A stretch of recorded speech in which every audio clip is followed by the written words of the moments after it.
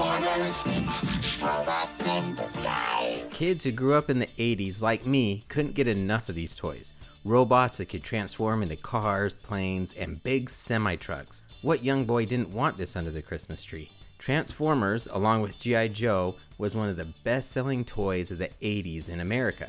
But it didn't start in America, and these toys weren't always known as Transformers. Diaclone. In 1980, Takara, a Japanese company, released a toy line called Diaclone. Diaclone featured transforming vehicles and robots that were piloted by miniature figures.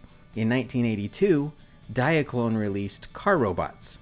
They were robots that could transform and be disguised as cars. This caught Hasbro's attention at the 1983 Tokyo Toy Fair. Hasbro began talks with Takara and in 1984 licensed Diaclone and created Transformers. So take a look at some of these old Diaclone ads. You'll recognize the characters. Optimus Prime was part of that line, but he wasn't called Optimus Prime. There wasn't a story behind the Diaclone line. Takara would just sell them as really cool toys that could transform. Take a look at this old Takara television ad.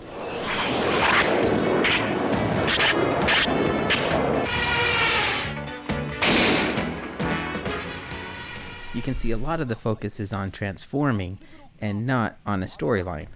Hasbro's approach to selling Transformers was a little different. They began to name the robots and started to build a story around them. Attack beyond a black commander! Call in a Decepticon later! Transformers, more than meets the eye. The Transformers from Hasbro. They also didn't waste any time releasing a cartoon series that helped sell the figures. I have a video about this cartoon series that I'll link in the description for you. In 1984, the same year Hasbro licensed the Diaclone toy line, a lot of Transformers were released. It wasn't difficult because they were already built by Takara.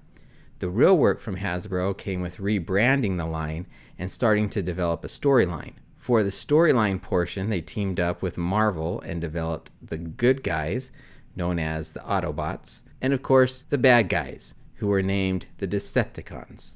The Autobots were the cars and pretty much everything else was a Decepticon. Here's a look at some of the originals from 1984, also known as Generation 1.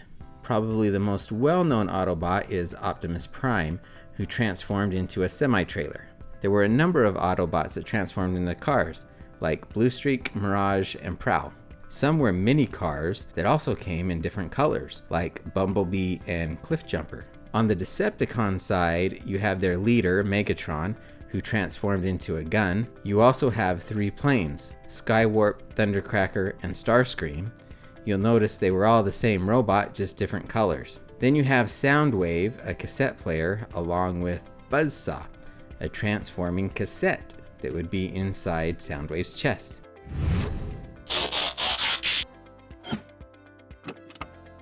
There were other cassettes as well, like Frenzy and Rumble. So you can see there were a lot of available toys in that first year, and Hasbro did an incredible job getting them into the hands of kids. It became one of the best-selling toys of all time. Even today, as an adult, you can get your hands on some collector's editions, and there are several still being built for kids too. But to be honest, today they're really for anyone. So this is how one of the most impressive toy lines in American history was started. I hope you enjoyed this video and learned a little something from it. If so, please consider liking and subscribing to my channel. Thank you so much for watching.